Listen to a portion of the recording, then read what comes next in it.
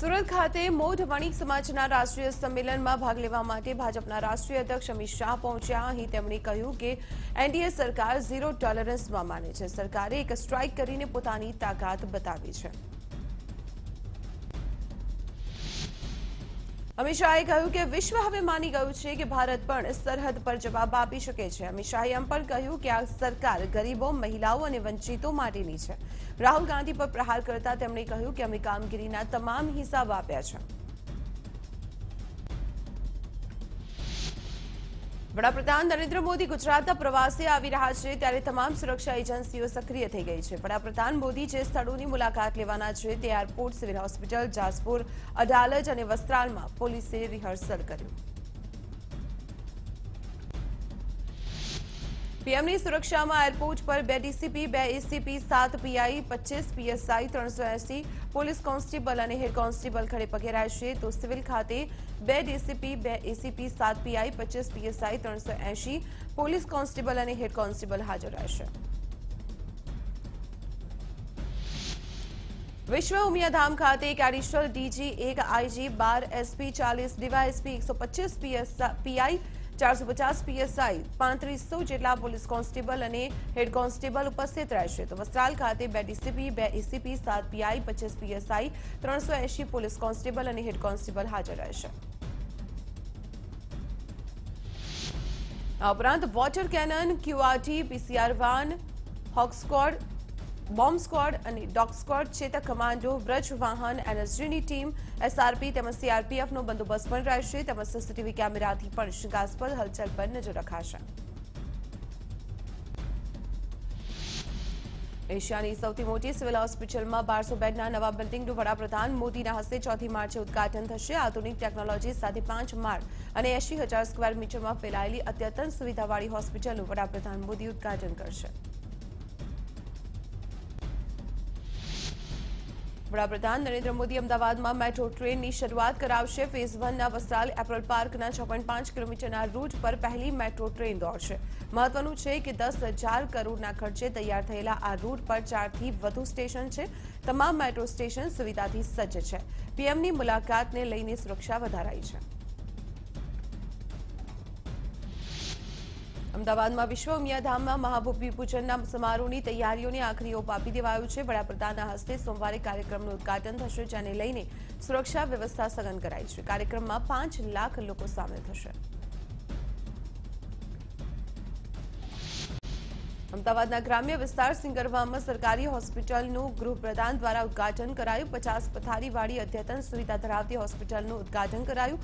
આમંત્રણ પત્રિકામાં નાયબ મુખ્યપ્રધાન નીતિન પટેલનું નામ હતું, તેમ છતાં તેઓ ગેરહાજર રહેતા અનેક તર્ક વિતર્ક સર્જાયા. અમદાવાદના સિંગરવામાં સરકારી હોસ્પિટલના ઉદઘાટન બાદ ગૃહપ્રધાને 75 કરોડના વિવિધ કામોનું લોકાર્પણ અને ભૂમિપૂજન પણ કર્યું. આ વિસ્તારમાં 4 કરોડના ખર્ચે ગ્રીન સ્કૂલ બનશે.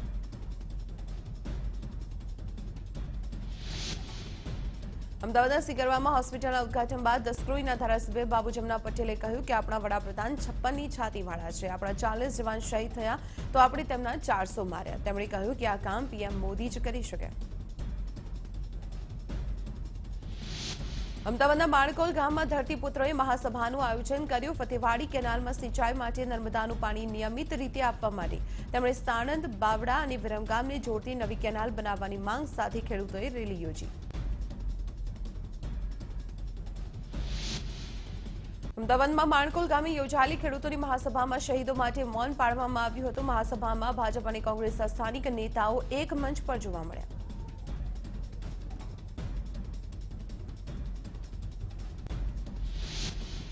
ઊંઝા એપીએમસીમાં મંડળીઓ રદ કરવા મુદ્દે પૂર્વ ધારાસભ્ય નારાયણ પટેલે કહ્યું છે કે અમિત શાહ અને મુખ્યપ્રધાન વિજય રૂપાણીએ વિશ્વાસ અપાવ્યો હતો, તેમ છતાં સંગઠનના પ્રમુખોએ અમારી મંડળીઓ કાઢી એ સહન કરી લેવાશે નહીં. નારાયણ પટેલે વધુમાં કહ્યું કે જીતુ વાઘાણી અને કેસી પટેલની મિલીભગતથી મારી સાથે અન્યાય થયો. વાઘાણી અમિત શાહના આદેશને પણ ઘોળીને પી ગયા. નારાયણ પટેલે કહ્યું કે મારી 19 મંડળી રદ કરી નાખી, મને રાજકીય ભોગ ન બનાવો. અમદાવાદ આંતરરાષ્ટ્રીય એરપોર્ટનો રનવે આજે કાર્યરત રહેશે। સામાન્ય સંજોગોમાં રવિવારે 10 થી 3 વાગ્યા સુધી રનવે બંધ રાખવામાં આવે છે, જો કે આજે આ રનવેને કાર્યરત રાખાશે। ટેકનિકલ, ઓપરેશનલ અન્ય કારણસર ડાયવર્ટ થતી ફ્લાઇટ માટે આ નિર્ણય લેવાયો। અમદાવાદ સેટેલાઇટ ગેંગરેપ કેસથી પીડિતા સુપ્રીમ કોર્ટની શરણે પહોંચી, જેને લઈને સુપ્રીમ કોર્ટે નોટિસ ઇસ્યુ કરી પોલીસને આ મામલે 2 સપ્તાહમાં જવાબ આપવા જણાવ્યું। પોલીસ તપાસમાં નબળાઈ હોવાના દાવા સાથે પીડિતા સુપ્રીમ કોર્ટ પહોંચી છે। અરજીમાં પીડિતાનો દાવો છે કે પોલીસે તપાસ કર્યા વિના ક્લોઝર રિપોર્ટ ભર્યો। મહત્વનું છે કે ક્લોઝર રિપોર્ટ બાદ હાઈકોર્ટે કેસનો નિકાલ કર્યો હતો, ત્યારે પોલીસ 2 સપ્તાહ બાદ સુપ્રીમમાં જવાબ રજૂ કરશે। રાજકોટમાં સ્વાઇન ફ્લૂનો કહેર યથાવત છે। વધુ 3 દર્દીના સ્વાઇન ફ્લૂના કારણે મોત થયા। અમરેલીના ધારીના અને સોનરિયા ગામના 2 વૃદ્ધ તેમજ રાજકોટના વૃદ્ધાનું સારવાર દરમિયાન મૃત્યુ થયું। મૃત્યુઆંક 66 પર પહોંચ્યો। જામનગરમાં ઉંડેક ડેમમાં મોટી સંખ્યામાં ખેડૂતોએ વિરોધ વ્યક્ત કર્યો। આસપાસના 20 ગામના ખેડૂતોએ ખાલી ડેમમાં ક્રિકેટ રમી વિરોધ નોંધાવ્યો। 2016થી સૌની યોજના કાર્યરત હોવા છતાં ડેમ ન ભરાતા ખેડૂતોમાં રોષ। સુરેન્દ્રનગરમાં લીંબડી રાજકોટ હાઈવે પર ટ્રક અને કાર વચ્ચે અકસ્માત સર્જાયો, જેમાં કાર સવાર 5 લોકો ઇજાગ્રસ્ત થતા સારવાર માટે ખસેડાયા હતા। અમદાવાદથી જૂનાગઢ જઈ રહેલા પરિવહનની કાર બંધ ટ્રક પાછળ ઘૂસી જતા અકસ્માત સર્જાયો। બલદાણા ગામના પાટિયા પાસે આ ઘટના બની હતી।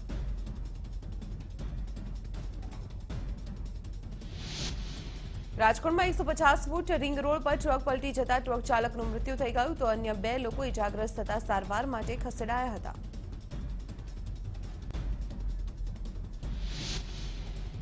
સુરતમાં સુમુલ ડેરીના ટ્રકની અડફેટે રાહદારી યુવકનું મૃત્યુ થઈ ગયું। બોમ્બે માર્કેટ પાસે આ ઘટના ઘટી હતી। પોલીસે આ અંગે તપાસ હાથ ધરી।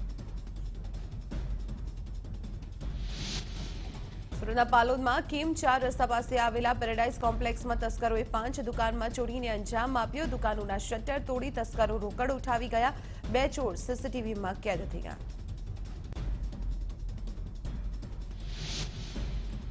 જામનગરમાં યુવાનની હત્યા થઈ છે। મનીષ ઉર્ફે ધર્મેશ ચાંદ્રા નામનો યુવાન લાવણિયા ગામથી રંગાવાવ તરફ જઈ રહ્યો હતો, ત્યારે અજાણ્યા શખ્સોએ તેના ઉપર હુમલો કર્યો અને બોથડ પદાર્થ વડે માર માર્યો। યુવાનનું સારવાર દરમિયાન મોત થઈ ગયું। ગીર સોમનાથમાં ઉનાના માણીપુર ગામે નવજાત શિશુનો મૃતદેહ મળી આવ્યો છે। નવજાત કોહવાયેલી હાલતમાં મૃતદેહ મળી આવ્યો। પોલીસે આ અંગે તપાસ હાથ ધરી। દાહોદના લીમખેડામાં સ્ટેટ મોનિટરિંગ સેલે દરોડા પાડી ₹10,94,000ના વિદેશી દારૂના જથ્થા સાથે 6ની ધરપકડ કરી। દારૂની હેરાફેરી માટે એક જ નંબરની 2 કારનો ઉપયોગ કરાતો હતો। પોલીસે કુલ ₹26,21,000નો મુદ્દામાલ જપ્ત કર્યો। દાહોદના દેવગઢ બારિયા પોલીસ મથકની હદમાંથી 16,32,000નો વિદેશી દારૂનો જથ્થો ઝડપાયો। સ્ટેટ મોનિટરિંગ સેલ દ્વારા દરોડાની કાર્યવાહી કરવામાં આવી, જેમાં 21 લાખના મુદ્દામાલ સાથે એક આરોપીની ધરપકડ કરાઈ। અરવલ્લીના શામળાજી પાસેથી એનસીબીએ 12 કિલો ચરસનો જથ્થો ઝડપી પાડ્યો છે। કારમાં છુપાવેલા ડ્રગ્સ જથ્થા સાથે જમ્મુ કાશ્મીરના 2 શખ્સની ધરપકડ કરાઈ।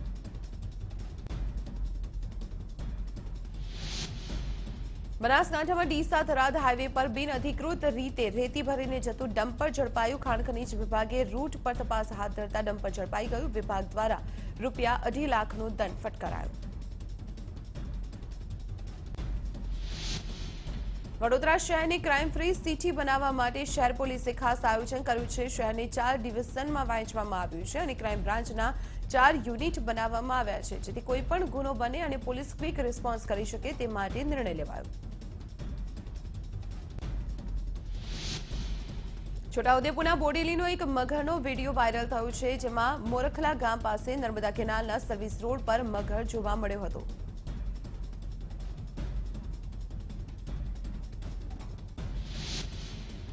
નવસારી જિલ્લાના મીડિયા ગ્રુપ દ્વારા શહીદોને શ્રદ્ધાંજલિ કાર્યક્રમ યોજાયો। મશાલ રેલી યોજી એક શામ શહીદો કે નામ કાર્યક્રમ યોજવામાં આવ્યો, જેમાં શહીદ થયેલા રાજસ્થાનના જવાનના પરિવારજનો ઉપસ્થિત રહ્યા, જેમને 8 લાખની સહાય કરવામાં આવી।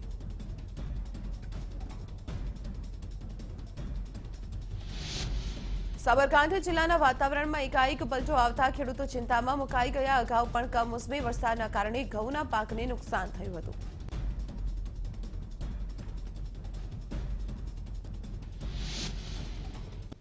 બિહારમાં પટનાના ગાંધી મેદાનમાં એનડીએની વિજય સંકલ્પ રેલીમાં વડાપ્રધાન મોદીએ હાજરી આપી હતી અને આ પ્રસંગે વડાપ્રધાન મોદી સાથે બિહારના મુખ્યપ્રધાન નીતિશ કુમાર અને રામવિલાસ પાસવાન પણ એક જ મંચ પર ઉપસ્થિત રહ્યા હતા। ઉલ્લેખનીય છે કે 10 વર્ષ બાદ એવું થયું છે કે વડાપ્રધાન નરેન્દ્ર મોદી અને બિહારના મુખ્યપ્રધાન નીતિશ કુમાર કોઈ રાજકીય મંચ પર એક સાથે ચડ્યા હોય। રેલીને સંબોધતા બિહારના નાયબ મુખ્યપ્રધાન સુશીલ મોદીએ કહ્યું કે 10 શિયાળ મળીને એક સિંહનો મુકાબલો નથી કરી શકતા।